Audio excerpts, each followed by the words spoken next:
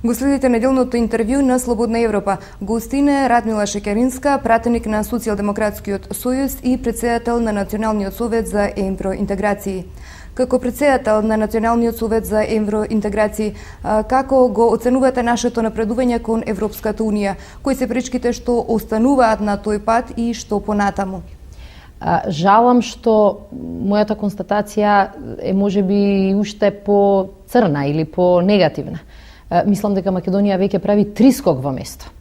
Бидејќи 3 години поред минуваат од 2005 година, сега е веќе крајот на 2008 година, и Македонија 3 години поред добива негативен извештај од Европската комисија и согласно тоа не може да ги почне преговорите за членство. Во меѓувреме, регионот оди напред со крупни чекори. Пред неколку дена Црна побара членство во Европската унија, очекува да стане земја кандидат следната година. Истото го очекува и Србија. Изјавите од страна на Европската унија за Србија се навистина многу позитивни и може да се случи, ако во 2009 година не го надокнадиме пропуштеното, практично да се најдеме во целосно иста позиција како со Црна Гора и Србија, кои беа неколку години позади нас. Сметам дека ова за Македонија е ненадоместива загуба. Значи, изгубивме 3 години поради серија на грешни политики. И сметам дека тоа ќе не чини многу во иднина како држава. Реално ли е според вас да се очекува датум за преговори во наредниот период и како да покажеме дека е достижна цел да станеме членка на Европската унија? Ако беше недостижна таа цел, во 2005 година немаше да станеме земја кандидат. Мислам дека во тој период од неколку години покажавме дека Македонија има капацитет политички да напредува, да оди напред кон Европската унија пред своите соседи. Меѓутоа, во овие 3 години, за жал, политиката која што ја водевме не тера, наместо да бидеме побрзи кон Европската унија, да го губиме чекорот. И затоа, кога ме прашувате кои се моите предвидувања за 2009 година, јас немам дефинитивен одговор.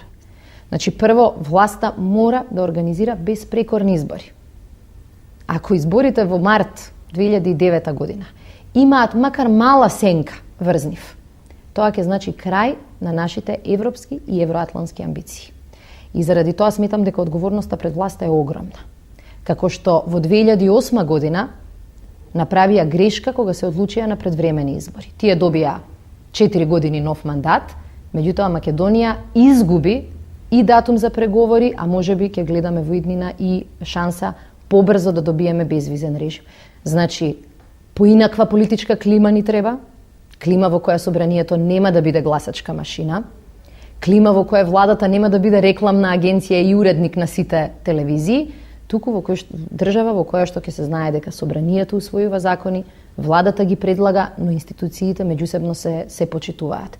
И се разбира, ни треба исто така во оваа држава да покажеме дека поинаквото мислење не се казнува.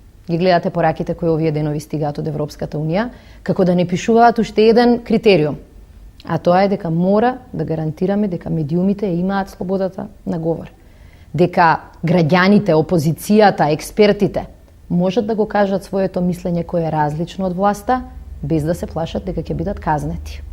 Европската унија е демократски клуб. Може би некогаш ќе не критикуваат дека некој закон не ни е најдобар, ама тоа нема да ни го запре патот кон членство. Но ако се сомневаат дали Македонија е демократска држава, тогаш верувајте дека нема шанси да мрднеме од ова место на кое што сме. Дали ја пропуштивме шансата пред самитот во Букуреш да постигнеме решение со Грција, поради тоа што Атина се обидуваше да извлече максимален исход по сите прашања, името, опфатот на употреба и придавката македонски, или поради тоа што немаше конструктивност од наша страна? Да немаме дилеми. Грција во овој спор смета дека нема што да изгуби. И затоа незините позиции секогаш во последниве 12 на месеци беа прилично максималистички. Тоа ние не можеме да го промениме. Грција тоа го води од позиција на сила. Членка е на НАТО, членка е на Европска унија, ништо не губи. Таа може да ни направи проблем, ние помалку можеме да и го сгорчиме животот. Меѓутоа, истата Грција, со истата политика, со истите политичари, во 2005 година не се одлучи да го употреби правото на вето, кога Македонија стана земја кандидат. За жал, политиката која што ВМРО ДПМН ја водеше последниве 2 години и даваше на Грција постојано муниција да се правда пред јавноста во Европа, пред политичарите во Европа, дека всушност проблемот е во Македонија. И сметам дека нашата влада, значи Груевски и Караманлис, практично си помагаа меѓусебно со своите изјави, со своето однесување, со својата политика која само навидум изгледа дека е патриотска и ги брани сопствените интереси, а всушност одеше спротивно на интересите на граѓаните. Дали вие верувате дека е можно да се постигне приближување на ставовите со Атина и во што според вас би требало да се состои компромисното решение? Сметам дека никој сега во моментов не може да излезе со ливче хартија на која што ќе каже ова е компромисот. Суштината на овие преговори е како да се приближуваат, а не да се оддалечуваат ставовите. И Македонија во таа смисла треба многу отворено да каже каде се нејзините приоритети. Дали се нејзините приоритети ова што спомнавте опфатот?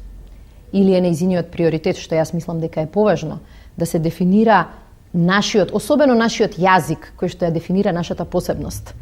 Ако постои македонски јазик, тогаш постои македонска нација, тогаш постои македонски народ, тогаш постои посебна етничка група која не живее само во Република Македонија, туку и во многу други држави. Наместо да имаме таков план и да буквално да кажеме отворено, ова ни се најбитните прашања. И да знаеме како да ги представуваме нашите прашања пред преговарачот во Њу Јорк или во низ светот, ние постојано игравме на лош начин. И владата 10 пати одлучи те да даде зелено светло за предлогот Република Македонија Скопје, например, а веднаш потоа да ги обвини другите дека прават компромис, дека се предавници, за да на крај ретерира и рече не се враќаме на двојната формула.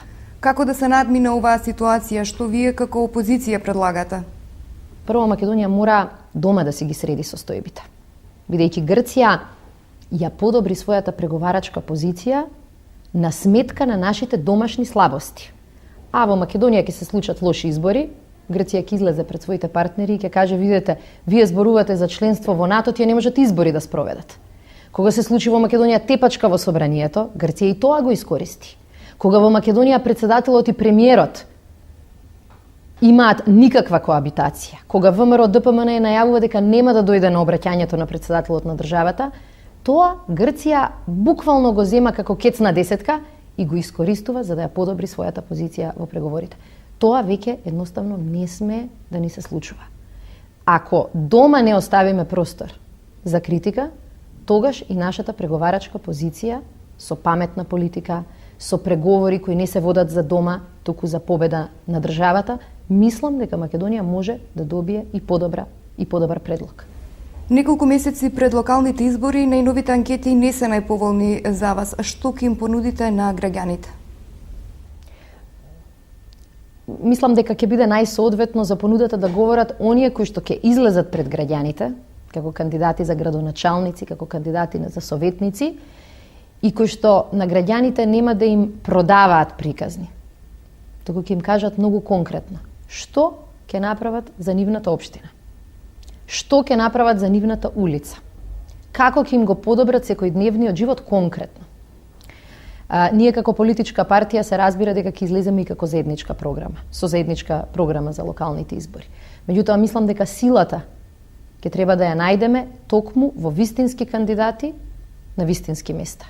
И да им покажеме на граѓаните дека не е тоа само рециклирање на истите имиња и презимиња кои што им ги нудиме без разлика дали се парламентарни или се локални избори. Ви благодарам на разговорот. Го следевте неделното интервју на Слободна Европа. До гледање до наредното издание.